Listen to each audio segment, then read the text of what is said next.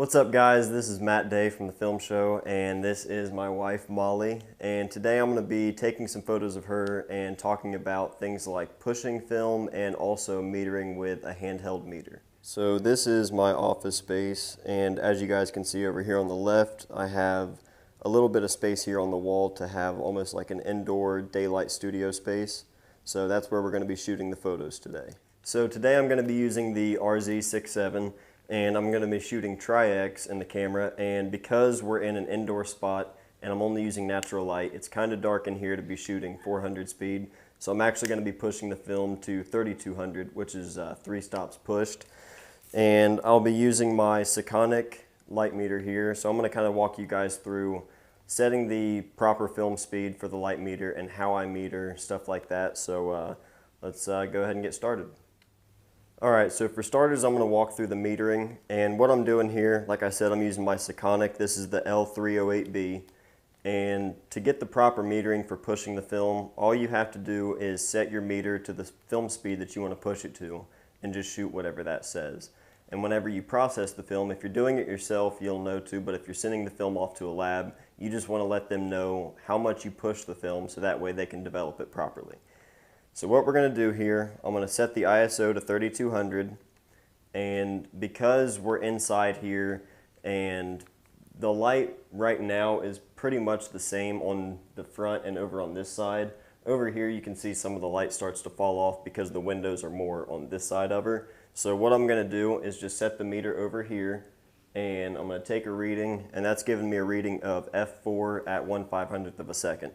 Now if I were to meter it on this side of her where there's less light, that's giving me a reading of 2.8. So if I metered for this side over here would be a lot lighter. So because of the look that I'm wanting to go for, I want to go on this side of her where the light is falling. I'll go ahead and set that on my camera, and we'll start shooting. Okay, so like I said, I'm going to set my camera to f4, and the meter was telling me 1/500th of a second, and because the RZ, the maximum shutter speed, is 1/400th, I'm just going to stick with that. It's not going to make a huge difference, and I'm on the side of overexposure by 1/100th of a second, so it's not going to make a huge difference, but I'll at least be on that side rather than on the side of underexposure.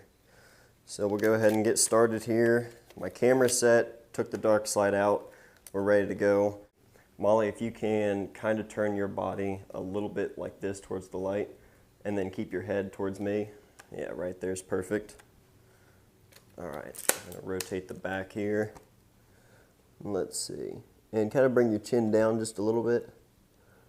Right there's good. Okay, 1, 2, 3. Got it. If you can take your right arm and kind of place it on your arm there. Actually, maybe bring it a little bit lower and kind of slide that sleeve just up a little bit. Yeah, and just kind of rest it over it. Yeah, right there's good. Get in a little bit closer here. Let's see. Rotate that back. Right there's good. All right, 1, 2, 3. Actually step a little bit closer and kind of turn a little bit towards the camera. Let me see here. Keep your head or your eyes kind of pointed down right there. Let me see. And now just look up at me with your eyes right there. Perfect. 1, 2, 3. Awesome. And maybe if you had both your hands kind of up on your neck like this. Yeah, right there. And kind of bring your chin down a little bit. Shoot this in landscape orientation. Right there. Perfect. 1, 2, 3. Awesome. I want to shoot a close-up, and because I'm going to shoot a close-up photo, I'm going to bring it down to 2.8, because the closer you get with this, the more the bellows extend, and you're going to want to add a little bit of light to compensate for that, because the light passing through the lens all the way to the film back, the more distance it has because of the bellows, the more light you're going to lose. So I'm going to go ahead and shoot at 2.8 at 1/400th for this one here. So just look straight on here at me, and I'm going to shoot this in portrait orientation. And go ahead and do the thing with your hands up here on your neck like you just did. Yeah, with both of them. All right, let's see. I'm going to get right about there. Right there looks good. Okay. 1, 2, 3. Awesome.